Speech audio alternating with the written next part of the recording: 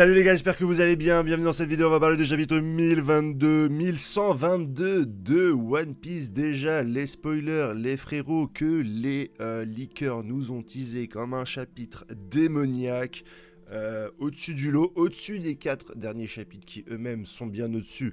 Le discours du Dr Vegapunk qui ne lâche pas tant de révélations que ça, mais ce n'est pas le débat du jour. On a la conclusion de l'arc Ex-Id et enfin une action du robot Emmet qui jusqu'ici n'avait pas fait grand-chose, il faut se l'avouer. Avant ça, bien sûr, tu peux retrouver mon hit Soleil sur ma chaîne Recruiter in the House, c'est le dernier son que j'ai fait pour l'été, mais c'est également le lancement de mon TikTok rap sous-sol avec, pour la communauté, un freestyle sur Dracul Mihawk. N21 aka Shiki n'est pas canon, ton youtubeur préféré, plus un poil sur le caillou. On va parler épéiste, on va même citer les noms. Relecture de tout One Piece, c'est long, on reprend le sujet à zéro. Votre personnage préféré a le même flow que Mademoiselle Soso.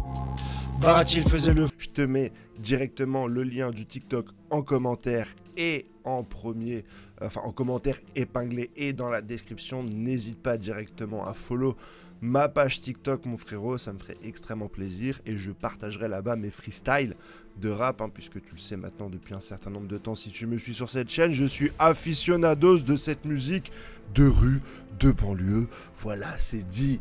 Tu peux également t'abonner à la chaîne si tu en as envie parce que tu es gentil et tu aimes bien le contenu que je propose 3 fois par semaine avec les spoilers le mardi, le résumé complet le jeudi matin et la review le vendredi mon ami Goss.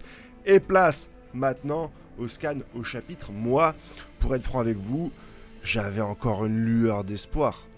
Comme quoi le robot géant allait amener directement les Mugiwara dans le passé. C'est une théorie que j'avance depuis très très longtemps, bien avant le Mont Corvo. Il y en a qui ne le savent pas, ils pensent que la théorie du temps vient du Mont Corvo, mais tous les arguments, l'intégralité des arguments, et même le Franky et le Dr Vegapunk, et même les arguments commerciaux, viennent d'une vidéo que j'avais faite bien un an ou deux avant la leur. Je vous mettrai directement, si vous voulez, également en commentaire, épingler ma vidéo de l'époque. Vous me verrez genou sur YouTube. Mais il n'en est rien, on ne parle pas ici de voyage dans le temps, mais on parle de Haki. En fait, Joy Boy aurait plus ou moins scellé une très puissante attaque de Haki dans le robot, en lui disant qu'un jour ça lui servirait, fatalement. Et bien ce jour est arrivé, le robot libère cette puissance de Haki puisqu'il est en train de se battre avec les 5 membres du Gorosei. On ne connaît pas l'origine ou, si vous voulez, je dirais le visuel de cette super attaque, mais son effet, c'est que l'intégralité des membres du Gorosei retourne directement dans la salle du trône à Marie-Joase, Terre Sainte. Tous les membres du Gorosei non, puisque apparemment il y en a un qui reste, et ce c'est très cher, Saturne. Alors, est-ce que Saturne est au fond de l'océan? Est-ce qu'il est encore sur Ex-Ed? Est-ce qu'il est sur le bateau? Mais en tout cas, il ne rentre pas à Marie-Joase, Terre Sainte, et pour la simple et bonne raison que, rappelez-vous, Katarina Devon l'a touché, c'est très certainement pour laisser de l'espace à la stratégie de Barbe Noire à travers le pouvoir de ce personnage qui peut prendre l'apparence de la personne qui l'a touché. Je vous l'ai dit dans ma vidéo précédente, on va avoir une confrontation entre Barbe Noire et la Marine, c'est écrit, je vous le dis, voilà, Henrik 21. Les Mugiwara sortent d'Ex-Ed, on a la fin de cet arc qui était fabuleux, qui était magnifique, qui était époustouflant, même si je suis un peu déçu du message du Dr Vegapunk.